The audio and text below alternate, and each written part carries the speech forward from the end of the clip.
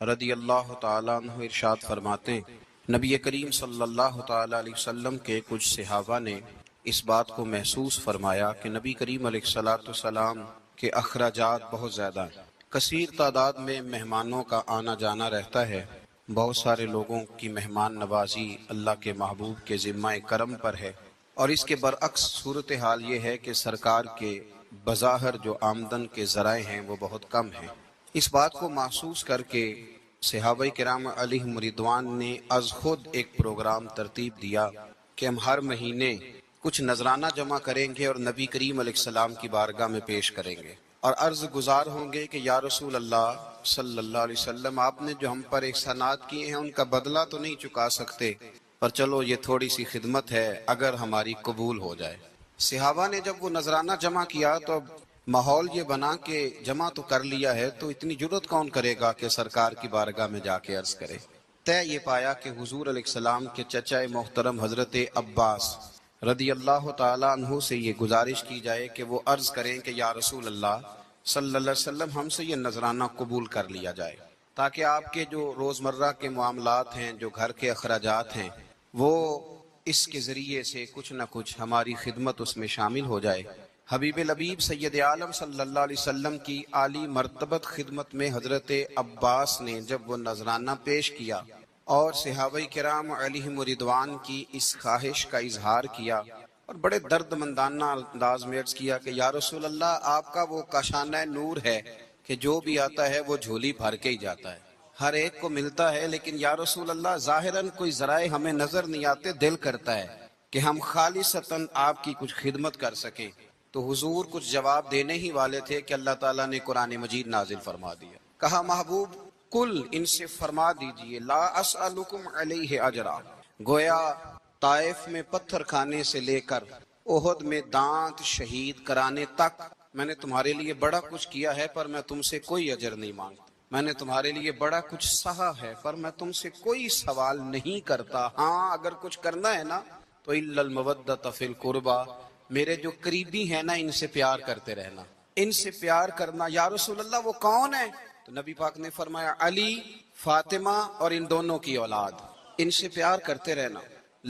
لا اسألکم علیہ اجرا، میں تم سے کوئی اجر نہیں مانگتا، پر یہ جو میرے قریبی ہیں نا، اصلا نال جے نیکی کریے اور نسلاں تاک نہیں بھول دے تے بے اصلا نال نیکی کریے تے پھول کنڈیا نال تول دے، ان سے پیار کرنا۔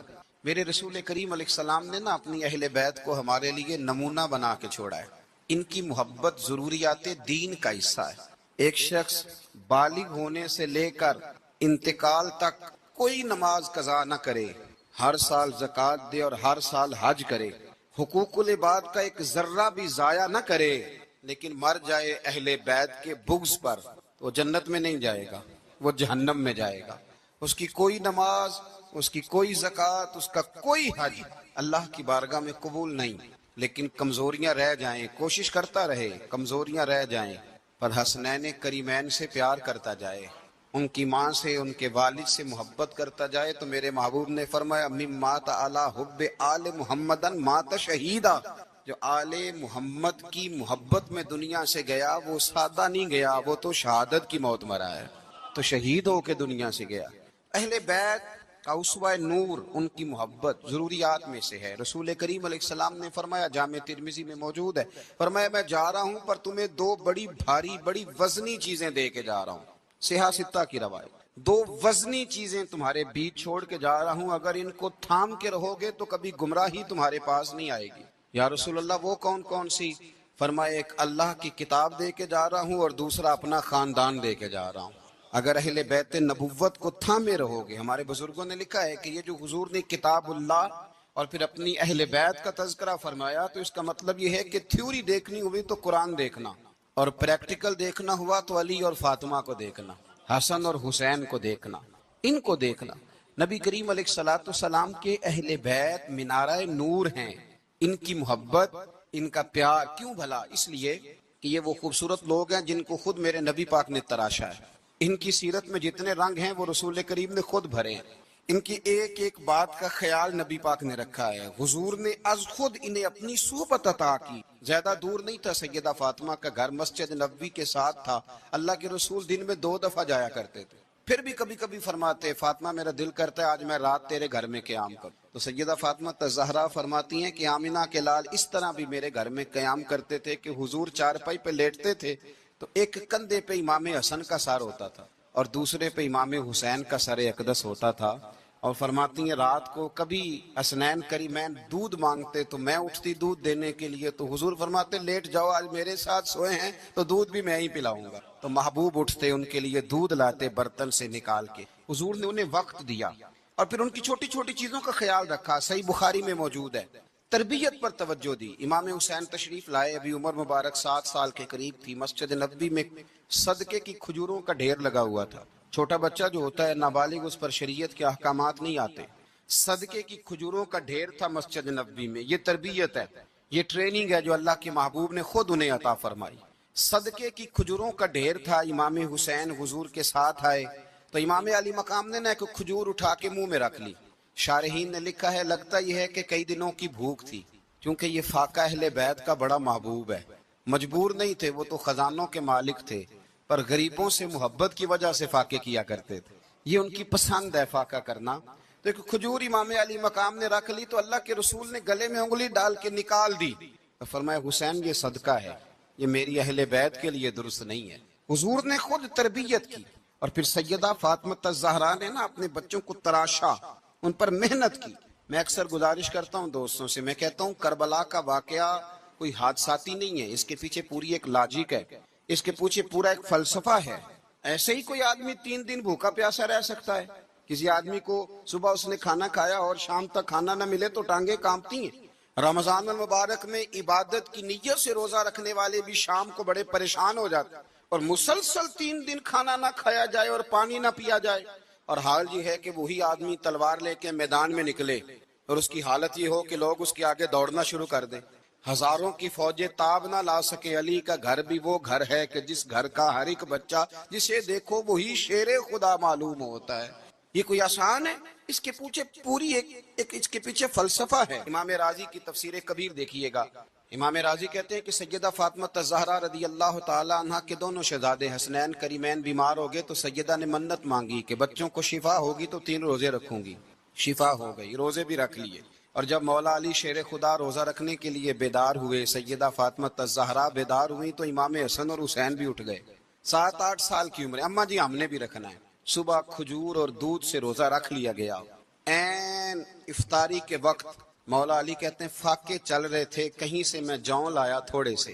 سیدہ فاطمہ الزہرا نے پیس کر روٹیاں پکائیں. وہ وقت جو بڑا مشکل ہوتا ہے افطار کا, کہتے ہیں اس وقت جب کھانے کے لیے بالکل ہاتھ آگے بڑھنے لگے اور امید تھی کہ ابھی سیدنا بلال اللہ اکبر کہیں گے تو روزہ کھلے گا, لیکن ابھی چند ہی منٹ رہتے تھے کہ دروازے پر ایک فقیر نے صدا دی. کہنے لگا سارے مدینے کے دروازے کھٹکھٹا آیا ہوں, قحط ہے, فاقہ ہے. اے رسول اللہ کے خاندان والو, میں یتیم ہوں. کسی نے بتایا ہے کہ اور کوئی دروازہ کھلے نہ کھلے سیدہ کا دروازہ تیرے لیے ضرور کھلے گا. کیا یتیم کو روٹی ملے گی؟ تو حضرت مولا علی نے بچوں کی طرف دیکھا ہی تھا کہ امام حسن ساری روٹیاں جا کے دروازے پہ دے آئے. کھجور اور پانی سے افطار ہو گیا. صبح پھر کھجور اور دودھ سے روزہ رکھا. امام راضی کہتے ہیں این وہ وقت جب افطار کا ٹائم آیا تو پھر دروازے پہ کسی نے صدا دی, کہا رسول اللہ کے خاندان والوں میں مسکین ہوں, رات سے روٹی کھائی ہے, نہ صبح کھا سکا نہ دوپہر. کسی نے بتایا ہے کہ اس دروازے سے خالی کوئی نہیں جاتا. امام حسن نے پھر سارا لنگر اٹھایا اور پھر جا کے دے دیا. تیسرا دن پھر ہوا. مجھے لگتا ہے جب افطار کا ٹائم آیا ہوگا نا تو یہ خود ہی سارے دروازے پہ دیکھتے ہوں گے, یہ کوئی آیا نہیں لینے والا ابھی تک. لگتا ہے کہ نظریں دروازے پہ تھیں. این افطار کے وقت 3 روٹیاں جب جاؤں کی پک کے آئی تو ایک بھکاری نے صدا دی. کہنے لگا میں قیدی ہوں, آج ہی قید سے رہائی ملی ہے. پہلے دن کسی کے دروازے پہ صدا ملی ہے, دی ہے روٹی ملے گی. امام حسن وہ کھانا دے کے واپس لوٹے. کھجور اور پانی سے افطار ہوا اور جیسے ہی مسجد نبوی میں تینوں باپ بیٹا نماز پڑھنے گئے تو مولا علی کہتے مجھے بتانا نہیں پڑا. رسول کریم نے میری طرف دیکھ کے فرمایا علی تیرا, فاطمہ کا, حسن اور حسین کا 3 دن والا عمل خدا کو بھی بڑا پسند آیا ہے اور محمد مصطفیٰ کو بھی بڑا پسند آیا, بڑا پسندیدہ عمل. میں کہتا ہوں کہ حضرت فاطمہ نے نا ان کی تربیت پہلے ہی کر دی تھی. 3 دن بغیر افطار کے روزہ رکھنے کی. وہ ٹریننگ گھر سے ہو چکی تھی. اب میدان کربلا میں 3 دن بھوکا پیاسا رہنا ان کے لیے مشکل نہیں تھا. وہ تو ان بچوں کے لیے مشکل ہوتا ہے جو کھانا دیر سے پکنے سے برتن توڑنے شروع کر دیتے. وہ بچے بلیک میل ہوتے ہیں جن کو ایک وقت ان کے پسند کا کھانا نہ ملے تو وہ گھر میں جو ہے وہ ادھم شروع کر دیتے ہیں. جن کی ماں نے عادت ڈالی ہو کہ بیٹا 3 دن بھوکے پیاسا رہنا ہوا تو رہ لینا لیکن کسی بھی باطل کے ساتھ کمپرومائز نہ کرنا, ان کے لیے اتنا مشکل نہیں تھا. ان کی تربیت ہوئی, ان کی ٹریننگ ہوئی, پھر اللہ نے ان کی سیرت میں رنگ بھرے, ان کے کردار میں حسن آیا, وقار آیا. حضرت امیر معاویہ رضی اللہ تعالی عنہ نے ایک شخص کو بھیجا مدینہ منورہ شام سے, تو اس نے کہا میں نے امام حسین سے ملنا ہے, تعارف کیا ہے؟ جناب امیر معاویہ فرمانے لگے مسجد نبوی میں جانا جس کے گرد لوگ سب سے زیادہ ادب سے بیٹھے ہوں اور جس کی باتیں سب سے زیادہ میٹھی ہوں اور جس کی نظریں سب سے زیادہ جھکی ہوں اور جس کے چہرے پر تمہیں سب سے زیادہ وقار نظر آئے وہی علی کے بیٹے حسین ہوں گے. جو سب سے زیادہ تمہیں وہاں ماحول کے اندر جو شخص نظر آئے پوچھنے کی ضرورت نہیں پڑے گی. تو شخص کہتا میں مدینے آیا تو میں نے واقعی ایک شخص کو دیکھا, شہد کے گرد مکھیوں کا اتنا ہجوم نہیں ہوتا جتنا امام حسین کے گرد رسول اللہ کے غلاموں کا ہجوم تھا, لیکن نظریں جھکی ہوئی, باتیں میٹھی, لہجہ گداز, لفظوں میں رانائی, اور لوگ کئی باتیں پوچھتے تو علی کے صاحبزادے ایک کا جملہ بولتے تو لگتا یہ کہ وہ جملہ سیدھا دل میں اترتا چلا جاتا ہے. امام علی مقام کے کردار میں نا کچھ باتیں بڑی زیادہ تھیں, بہت زیادہ تھیں, بڑا حسن تھا. ایک بات تو یہ تھی امام حسین رضی اللہ تعالیٰ عنہ کا علم و فضل بڑا کمال کا تھا. ایک دفعہ صحابہ میں مسئلہ بن گیا کہ بچہ پیدا ہوتا ہے تو اس کا وظیفہ کیسے لگانا ہے. امام حسین کا علم و فضل بتا رہا ہوں, علم و فضل, تو بات بڑی پیچیدہ ہو گئی. حضرت عبداللہ ابن زبیر کے پاس لوگ آئے, کہنے لگے کہ آپ بڑے صاحب علم و فضل ہیں, آپ نے حضور علیہ الصلوۃ والسلام کے ساتھ وقت گزارا ہے, تو مسئلے کو حل کریں کہ بچہ پیدا ہونے کے بعد حکومت اگر وظیفہ لگائے گی تو کب لگائے گی. جب بحث طول پکڑ گئی, مسئلہ حل نہیں ہوتا تھا, تو حضرت عبداللہ ابن زبیر کہنے لگے ہم سے نہیں حل ہوگا. ایک بندہ ہے جس کے سینے میں رسول اللہ صلی اللہ تعالی علیہ وسلم کے نور نبوت کا فیضان ہے, وہ یہ مسئلہ حل کریں گے. تو کہا وہ کون سے؟ آپ فرمانے لگے جب ہم سے مسائل حل نہیں ہوتے تو ہم ان کے علم سے فائدہ اٹھاتے ہیں. کہا کون ہے؟ کہا جناب امام حسین. تو لوگ حضرت امام حسین کے پاس گئے, کہا حضرت یہ ایک مسئلہ الجھ گیا ہے کہ بچہ پیدا ہو تو وظیفہ کب لگانا ہے. فرمایا الجھنے والی بات ہی کوئی نہیں, پیدا ہونے کے بعد جب وہ پہلی دفعہ آواز نکالے تو اس کا وظیفہ لگا دو. اس کا مطلب یہ ہے کہ وہ دنیا میں آ گیا ہے, اس نے اپنے آنے کا اظہار کر دیا ہے, اعلان کر دیا ہے, اب اس کا وظیفہ لگا دو. تو اس پر پھر صحابہ کا اتفاق ہو گیا. امام حسین کے علم سے, فضل سے لوگ فیض اٹھاتے تھے. پھر اس کے ساتھ ساتھ امام حسین کا ذوق عبادت بڑا شاندار تھا, بڑا زبردست ذوق. علامہ جوزی نے لکھا ہے وکان الحسین رضی اللہ تعالی عنہ فاضلا کثیر الصوم والصلاۃ والحج والصدقۃ وافعال الخیر جمیعا. آپ فرماتے ہیں کہ امام حسین زیادہ نمازیں پڑھنے والے, کثرت سے سجدے کرنے والے, کثرت سے روزے رکھنے والے, زیادہ حج کرنے والے, اور امام حسین صدقہ دینے والے اور نیکی کے کاموں میں شدت کرنے والے. امام حسین کا جو ذوق عبادت تھا وہ اتنا شاندار تھا کہ آپ فرض نماز کے علاوہ روزانہ 100 رکعت نماز نفل ادا فرمایا کرتے. اور امام حسین فرماتے زندگی میں کبھی ایسا نہیں ہوا کہ 3 دن گزر گئے اور حسین کا قرآن پاک ختم نہ ہوا. 25 حج کیے امام حسین نے مدینہ منورہ سے مکہ مکرمہ پیدل جا کے, 25 حج. اب تو نسبت والے لوگوں کو عبادت کی ضرورت نہیں نا, اللہ ماشاءاللہ کہتے ہیں نسبت بڑی ہے. بھئی جن کی نسبت اتنی خاص تھی کہ حضور نے فرمایا یہ فاطمہ کے نہیں میرے بیٹے ہیں, ان کا تو حال یہ ہے کہ فرض کے علاوہ 100 نفل, 3 دن سے پہلے ختم قرآن پاک, 25 حج فرمائے, تو کس نسبت کی بات کرتا ہے؟ یہ نسبتیں تو ہیں جو انسان کو عبادت کے قریب کرتی ہیں. لوگوں نے معیار ہی بدل دیا ہے. حضرت سیدنا امام حسین کی شہادت کے بعد حضرت عبداللہ ابن زبیر رضی اللہ تعالیٰ عنہ نے قاتلان حسین سے خطاب کیا اور فرمانے لگے اللہ کی قسم تم نے اس شخص کو شہید کیا ہے جو راتوں کو لمبے لمبے قیام کرتا تھا, اور تم نے اس شخص کو شہید کیا ہے جس سے میں دن میں جب بھی ملتا تھا تو وہ روزے سے ہوتا تھا. تم نے اس شخص کو شہید کیا جو قائم اللیل تھا, صائم الدہر تھا, اس شخص کو تم نے شہید کیا. آپ کو پتہ ہے کہ میدان کربلا میں جب 9 محرم کو ابن سعد نے امام حسین سے کہا کہ جنگ کرو اگر یزید کی بیعت نہیں کرنی, تو امام حسین نے فرمایا 1 رات کی مہلت دے دو, 1 رات کی مہلت دے دو. حضرت امام زین العابدین کہتے ہیں میں نے اپنے والد گرامی سے عرض کی کہ ابا جی آپ جہاد سے دور جانے والے تو ہیں نہیں، آپ تو جہاد سے پیار کرنے والے ہیں، اور یہ بھی پتا ہے مجھے کہ یہ جنگ اب ہو کے رہے گی، تو ایک رات کی مہلت دینے کا معنی کیا ہے؟ بھائی کل بھی لڑنا ہے اور رات بھی لڑنا ہے، تو ابا جی ایک رات کی مہلت۔ تو سیدنا امام حسین رضی اللہ تعالیٰ عنہ فرمانے لگے بیٹا رات کی مہلت اس لیے لی ہے کہ میں آج رات کھل کے اپنے رب کی عبادت کر لوں، میں استغفار کر لوں، میں لمبے سجدے کروں۔ اور کہا زین العابدین تو جانتا ہے نا کہ مجھے نماز سے، تلاوت سے، دعا سے اور استغفار سے بڑا پیار ہے۔ نماز سے مجھے پیار ہے، دعا سے مجھے پیار ہے، استغفار سے مجھے پیار ہے۔ فرمایا بیٹا میں نے اس لیے نہیں کہ میں چاہتا ہوں ایک رات اور دنیا میں رہوں۔ تو امام زین العابدین فرماتے ہیں امام علی مقام نے سجدے پہلے بھی بڑے کیے، پر 9-10 کی درمیانی رات جو ان کے سجدے تھے وہ میں نے کبھی نہیں دیکھے۔ فرماتے ہیں تیمم کے ساتھ وہ رات کی جو عبادتوں کا رنگ تھا وہ میں نے کبھی نہیں دیکھا۔ امام علی مقام کا عبادت کا ذوق تھا، شوق تھا، لذت تھی۔ آپ یقین کریں ایسے ایسے عجیب بہانے ہم لوگوں کہتے ہیں میرا نماز میں دل نہیں لگتا، تو میں کہتا ہوں تیرا گپ شپ میں کس طرح لگتا ہے، تیرا موبائل پہ کیسے لگتا ہے بھائی؟ یہ تو بھائی ذوق کی بات ہے۔ امام حسین کہتے ہیں مجھے قرآن پاک سے پیار ہے، مجھے تلاوت سے پیار ہے، مجھے دعا سے پیار ہے، مجھے استغفار سے پیار۔ بھائی جس کو جس چیز سے پیار ہوگا دل لگ جائے گا۔ ہم نے کبھی پیار کیا ہی نہیں اس سے، جن چیزوں سے پیار ہے وہاں دل لگ جاتا ہے۔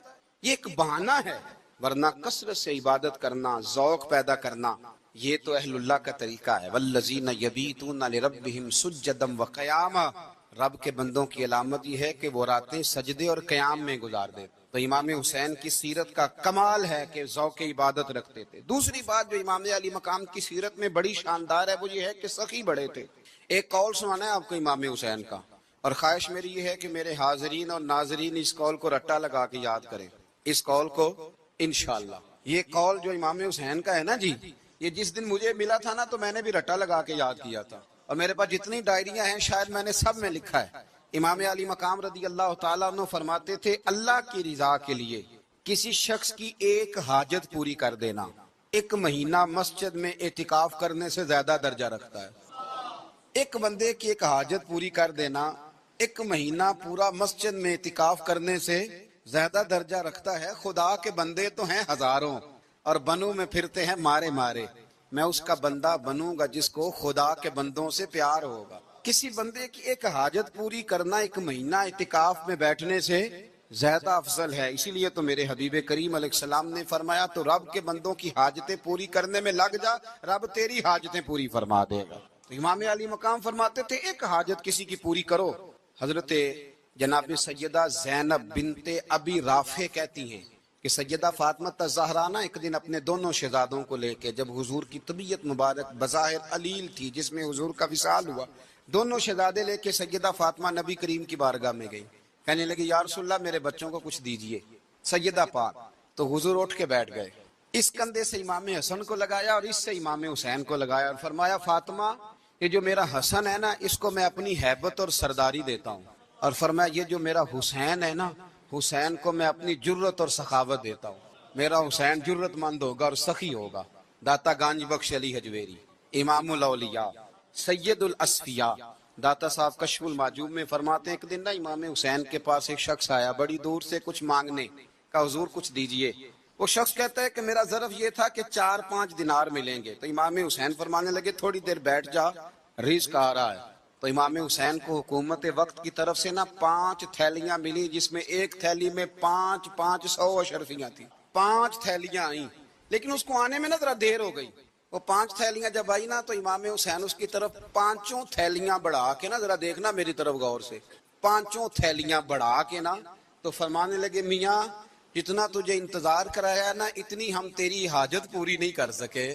تو یہ نہ محسوس کرنا کہ حسین کے دروازے پہ بیٹھا بھی رہا ہوں تو ملا کیا ہے، یہ نہ محسوس کرنا۔ وہ شخص کہتا ہے جب میں نے وہ تھیلیاں کھولی اور پھر میری نظر امام حسین پہ پڑی تو میرے اندر سے آواز آئی اگر حسین ابن علی اتنے سخی ہیں تو محمد عربی کتنے سخی ہو۔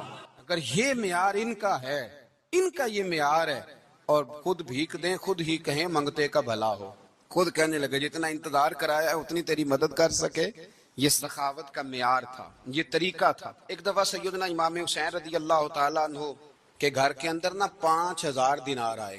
مسجد میں تھے، آپ کو 5000 دینار ملے تو امام زین العابدین کہتے ہیں کہ مسجد سے لے کر گھر آنے تک امام حسین نے 5000 اللہ کے رستے میں خیرات کر دی۔ فرماتے میں نے کہا ابا جی 5 دینار کی گھر میں ضرورت تھی، مالاں والے سخی نہیں ہوندے تے سخیاں کل مال نہیں ہوندا، ایتھے اوتھے دوویں جہانی سخی کنگال نہیں ہوندا۔ کہا ابا جی 5 دینار کی گھر میں ضرورت تھی تو کہتے ہیں مجھے فرمانے لگے بیٹا یہ جن کو میں نے دیا ہے نا یہ گھر کے لیے ہی دیا ہے، یہ گھر کے لیے ہی دیا ہے، جن کو دیا ہے تمہارا کیا خیال ہے یہ باہر خرچ ہوا ہے، یہ گھر کے لیے ہی ہے۔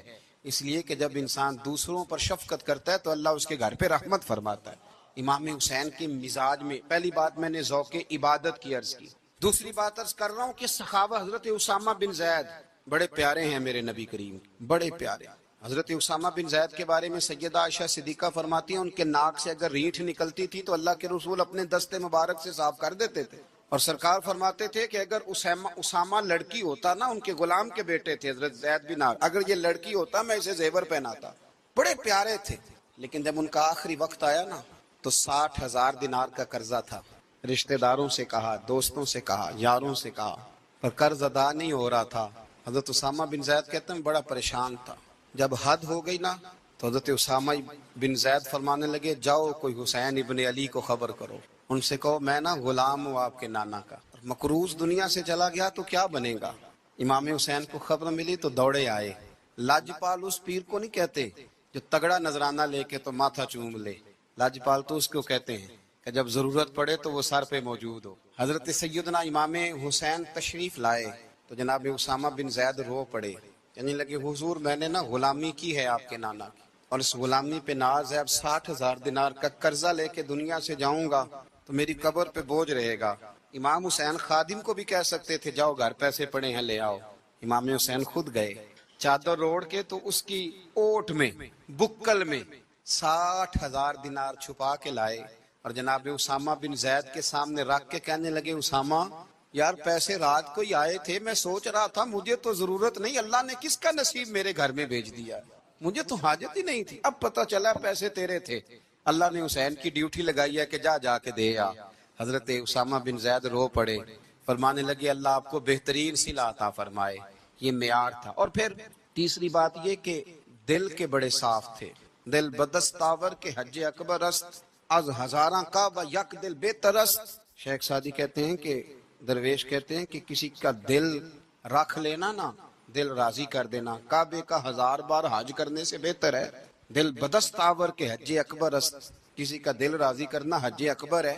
امام بڑا ہی پیار کرتے، گھوڑے پہ جا رہے تھے، کچھ فقیر غریب لوگ بیٹھ کے روٹی کھا رہے تھے، کہاں رہے تھے سڑک کے کنارے، تو امام زین العابدین فرماتے ہیں کہ جب امام حسین گزرے تو انہوں نے آواز دی حضور دل کرتا ہے ہمارے ساتھ بیٹھ کے روٹی کھائیں، کائنات کے مالک و مختار کے نواسے اور دنیا کے سب سے بڑے شہزادے گھوڑے سے اترے اور غریبوں کے ساتھ سڑک پہ بیٹھ گئے، روٹی کھانے لگے اور دیر تک کھاتے رہے، اور جب فارغ ہو گئے تو فرمانے لگے کھانے کی ضرورت بھی نہیں تھی، حاجت بھی نہیں تھی، پر تم نے آواز دی تو دل رکھنے کو بیٹھ گیا تھا، اگر اجازت دے تو چلا جاؤں۔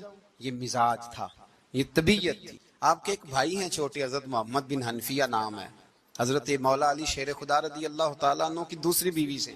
ایک دن حضرت امام حسین ان کے گھر میں بیٹھے تھے تو کسی بات میں نا اختلاف رائے ہو گیا، تو امام علی مقام ناراض ہو گئے، فرمایا آج کے بعد تیرے گھر نہیں آؤں گا، رومال اٹھایا چلے گئے۔ لوگوں نے حضرت محمد بن حنفیہ رضی اللہ تعالیٰ عنہ سے کہا حسین تو ناراض ہو گئے، کبھی نہیں آئیں گے۔ آپ فرمانے لگے بھائی تمہارا ہے کہ میرا؟ جی بھائی تو آپ کے ہیں۔ فرمایا اگر کہو تو چند منٹوں میں حسین واپس آئے؟ جناب ناراضگی ہو گئی ہے۔ فرمایا ناراضگی ہوئی ہے پر میں اس کے دل کی نرمی کو تو جانتا ہوں، اس کے مزاج کے اندر جو محبت ہے اس سے تو ابھی آئے۔ کہ جناب وہ کیسے؟ فرمانے لگے دیکھنا ذرا، تو امام حسین نے خط لکھا، حضرت محمد بن حنفیہ نے رکا لکھا، کہنے لگے حسین میرے باپ کا نام بھی علی ہے اور آپ کے باپ کا نام بھی علی ہے، پر ایک فضیلت ایسی ہے جس میں میں آپ کا مقابلہ نہیں کر سکتا، وہ یہ ہے کہ آپ سیدہ فاطمہ الزہرا کے لال ہیں، آپ محمد مصطفیٰ علیہ السلام کے نواسے ہیں۔ کہنے لگے بھائی جان آپ نے نانا جان کی وہ حدیث تو سنی ہوگی کہ دو لوگ ناراض ہو جائیں تو جو صلح پہلے کرے جنت میں پہلے جائے گا۔ فرمانے لگے دل میرا کر رہا تھا کہ پہلے صلح کر لوں، لیکن پھر بڑے بھائی کو پشت کروں گا جنت میں جاتے ہوئے، یہ بھی تو بے ادبی ہے نا۔ اب خط میں نے لکھ دیا ہے، آپ کا جو ارادہ ہو۔ امام حسین نے خط پڑھا تو آنکھوں میں آنسو آ گئے، پھر سے رومال اٹھایا، بچے پوچھنے لگے کہاں جا رہے ہیں؟ کہا بھائی کے گھر جا رہا ہوں۔ آپ تو ناراض تھے، فرمایا تھا ناراض پر ہے تو میرا بھائی نا، ہو گئی بات ختم۔ بڑی دل میں نرمی، طبیعت میں سوز، لہجے میں گداز، لیکن اس کے ساتھ ساتھ امام حسین رضی اللہ تعالیٰ عنہ کا جذبہ جہاد، امام حسین کی استقامت۔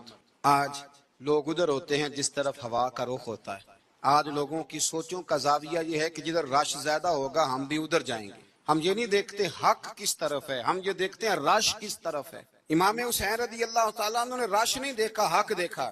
امام حسین رضی اللہ تعالیٰ عنہ استقامت کے وہ پہاڑ ہیں، معمولی آدمی نہیں تھے۔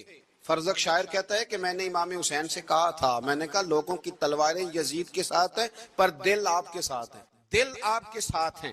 امام حسین رضی اللہ تعالیٰ عنہ نے زمانے کے حالات نہیں دیکھے، حق اور سچ دیکھا۔ جتنی چیزیں انسان کو کمزور کر سکتی ہیں وہ ساری امام حسین پہ طاری کی گئیں، جتنی چیزیں۔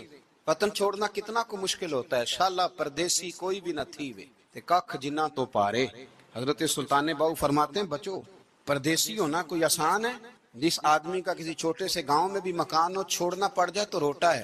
تو مجھے بتاؤ جس نے اپنا سارا بچپن مدینے میں گزارا ہو، آج جو ایک ہفتہ مدینے رہ کے آتے ہیں ان سے واپس نکلنا مشکل ہوتا ہے۔